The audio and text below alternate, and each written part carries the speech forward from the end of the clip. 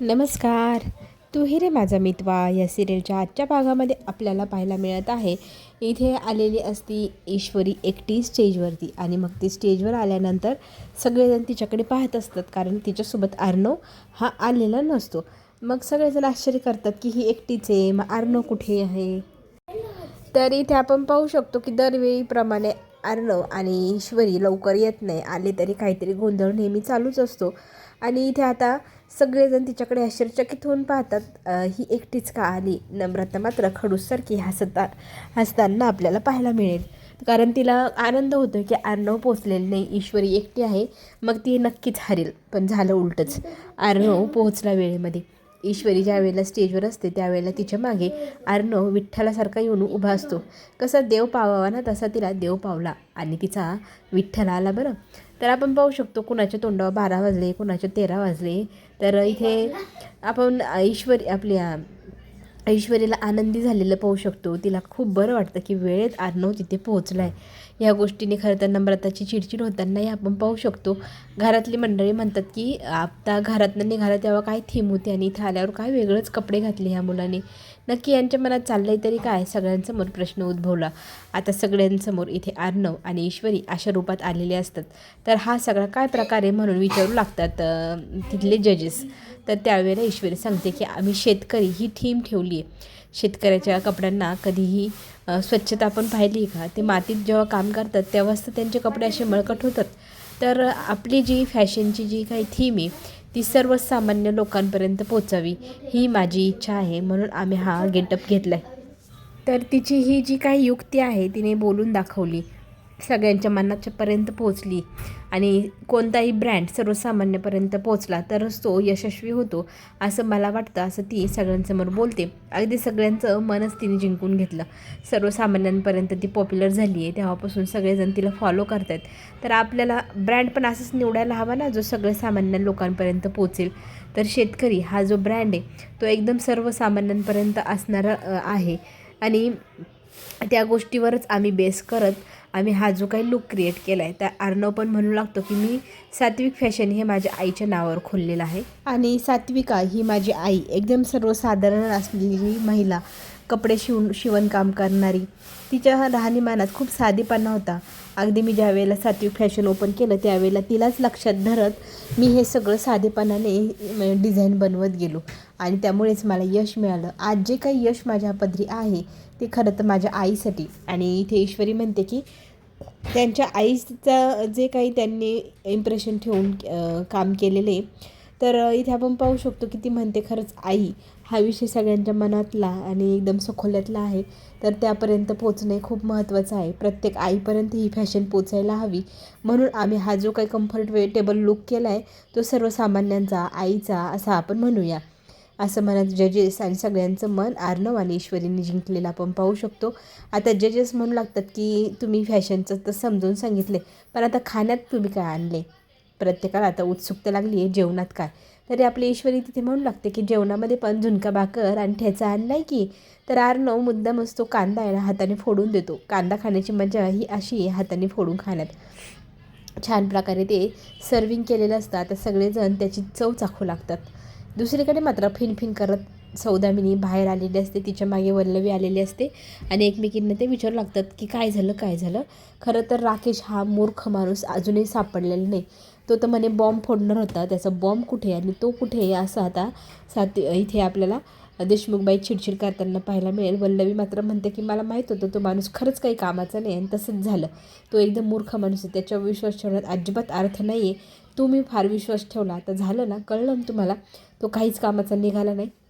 तर दुसरीकडे आपल्याला पाहायला मिळत आहे जजेसना खरं तर खूप दिवसांनी झुणका भाकर सारखी गोष्ट खाल्ली आणि ती खूप चविष्ट पण आहे म्हणून ईश्वरीचं कौतुक करतात. आणि आता इथे आपण पाहू शकतो ईश्वरीचं कौतुक झालेलं पाहिल्यानंतर आता जी होस्ट असते ना ती जणू म्हणूनच लागलेली की ह्या राऊंडमध्ये सगळ्यात जास्त भाव जर कोणी खाल्ला आहे तर ह्या जोडीने खाल्ला आहे, आपण म्हणू शकतो की ह्या जोडीला आपण विनर करू शकतो. तितक्यात तिथे त्या कंपनीचा मॅनेजर येतो तो म्हणतो की असं आपण सगळ्यांसमोर जाहीर नाही करू शकणार की कोण जिंकले.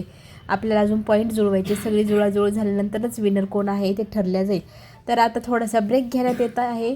तर देशमुखबाईचे जे असतात ना दोन कंटेंट्स ते म्हणू लागतात की आपणच दोघं जिंकू शकतो, कारण आपले चान्सेस खूप छान आहे, आपला स्कोअर खूप छान आहे. तर त्यावेळेला देशमुखबाई आहे त्याने म्हणते की स्वतःला खूप छान समजत आहेत का, तुम्ही खरंच काहीच करू शकलेलं नाही, तुमच्यासमोर ती ईश्वरी जिंकत चालली हे तुम्हाला दिसलेलं नाही. त्या ईश्वरीने मागून येऊन बाजी मारली आणि तुम्ही काय करताय, इथे बसून स्वतःलाच विनर घोषित करताय. तर देशमुखबाईशी वाद घालताना ते लोक म्हणू लागतात की तुम्ही आम्हाला पैसे दिले म्हणजे तुम्ही आम्हाला विकत घेतलं नाही, आता तर जिंकलं तरी आम्ही तुम्हाला त्यातलं काहीही देणार नाही, तुमचा आमचा आजपासून संबंध संपला, असं म्हणत तिच्या एवढ्या मोठ्या ऑफरवरती लाथ मारून तिचे जे दोन व्यक्ती होते याच्यातले ते निघून गेलेले आपण पाहू शकतो. दुसरीकडे फारच चिडचिड करत असलेली ही सौदामिनी जजेस लोकांना विकत घ्यायला गेलेली आहे. आपण इथे हेही पाहू शकतो, जजेस लोकांना ती म्हणते की मला तुमच्याशी जरा बोलायचं आहे, महत्त्वाचं आहे, तर माझ्याशी खाजगी बोलण्यासाठी आणि विनर घोषित करण्याआधी माझ्यासोबत येतात का.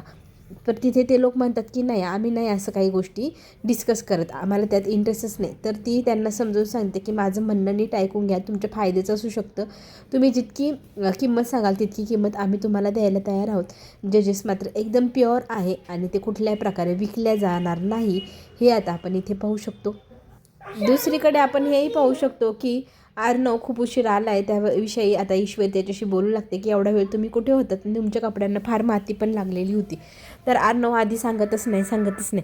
मग त्याला आता जबरदस्तीने ईश्वरी विचारू लागते, तर तो सांगू लागतो की मी ना आपल्या इथे हॉलमध्ये आपल्या राकेशला पाहिल्यानंतर मला खूप भीती वाटली. त्याने ना खरं तर आपल्या जी ट्रॉली आहे ना त्याच्या खाली बॉम्ब लावलेला होता, तो बॉम्ब जर इथे फुटला असता तर आपल्यासोबत आपली फॅमिली, इथले कितीतरी लोक सगळेजण ब्लास्टमध्ये गेले असते.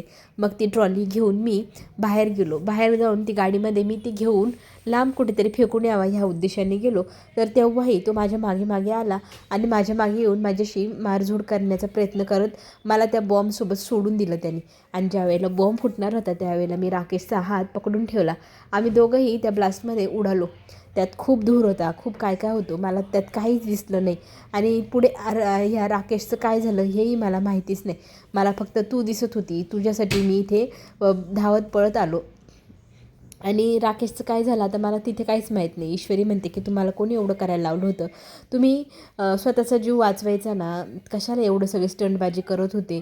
आणि बाकी पोलिसांना सांगितलं असतं, पोलिसांनी पाहिलं असतं ना काय करायचं, तुम्ही स्वतःचा जीव धोक्यात का घातला, आमचा विचार का केला नाही तुम्ही. तर अर्णव म्हणतो तुमचा विचार करून नसतं गेलो, माझ्या जागी तू जरी असती ना तू पण हेच केलं असतं, मला ठाऊक आहे. ही सगळी हकीकत ऐकल्यानंतर ईश्वरीच्या पायाखालची जणू काही जमीन झाली, तिच्या पाहता त्राणच निघून गेला. जर एवढ्या सगळ्या गडबडीत जर अर्णव तुम्हाला जर काय झालं असतं तर मी कशी जगले असते, असं म्हणत ती आता खचते. ती खचू नये म्हणून तिला समजूत घालत अर्णव तिला म्हणतो की आता आपल्याला स्ट्रॉंग राहायला हवं आणि आता हे जे काही घडले ते कधीच कुणाला सांगू नको, जेव्हा वेळ येईल तेव्हा आपण सांगूया. तितक्यात अनाऊन्समेंट होती. अनाऊन्समेंट झाल्यानंतर दोघंही आता बाहेर घेत जातात. सगळे स्टेजवरती उभे असतात आणि सगळ्यांचं कौतुक जजेस भरभरून करत असतात. पण फार कौतुक ना एका जोडीचं आहे की ते दरवेळेला संकटात पडायचे आणि ते संकटातनं बाहेर निघण्यासाठी ते काही ना काही प्रयत्न करायचे. हे सगळं आपण आपल्या डोळ्यांनी पाहिलेलं आहे. तर त्या जोडीचं खास करून कौतुक. आणि लवकरच आता रिझल्ट सादर होणार आहे असं म्हणत आता जास्त वेळ न ताणवता आम्ही रिझल्ट घोषित करणार आहोत असं म्हणत ते रिझल्ट सांगू लागतात. प्रत्येकाने आपली फिंगर क्रॉस केली आहे, प्रत्येकाला घाई झाली की कोण जिंकले हे ऐकण्याची. तर तितक्यातच नाव घेण्यात आलेलं आहे आपल्या जोडीचं, ते म्हणजे ईश्वरी आणि अर्णव. दुसरीकडे प्रोमोमध्ये पाहायला मिळते की अर्णवचे बाबा पोहोचले असतात खालपर्यंत. वर जाता तर त्यांना उदयकांत पकडतो. त्यांच्या तोंडामध्ये वल्लवी आणि उदयकांत जबरदस्तीने विष पिऊ घालतात. आता इथे एवढ्या मेहनतीने अर्णवचे बाबा हॉलच्या दारापर्यंत पोचतात. ईश्वरी त्यांना पाहते आणि किती खुश होते की बाबा वापस आले, आजचा क्षण किती महत्त्वाचा आहे. तर ती अर्णवला म्हणते की आज तुम्ही बाबांशी व्यवस्थित बोला, बाबांशी गप्पा गोष्टी करा आणि त्यांना आपण ट्रीट देणार होतो ना, तर आपण त्यांना छान प्रकारे डिनरला पण नेऊया, प्रॉमिस केलं होतं तुम्ही मला. तर अर्णव फक्त डोळे हलवून करतो. तर दुसरीकडे ज्या वेळेला बाबा वरती आलेले असतात त्यांच्याजवळ ज्या वेळेला वल्लवी पोचते ते पुन्हा पुढे पळतात आणि अर्णवला हाक मारून अर्णवला बोलवतात.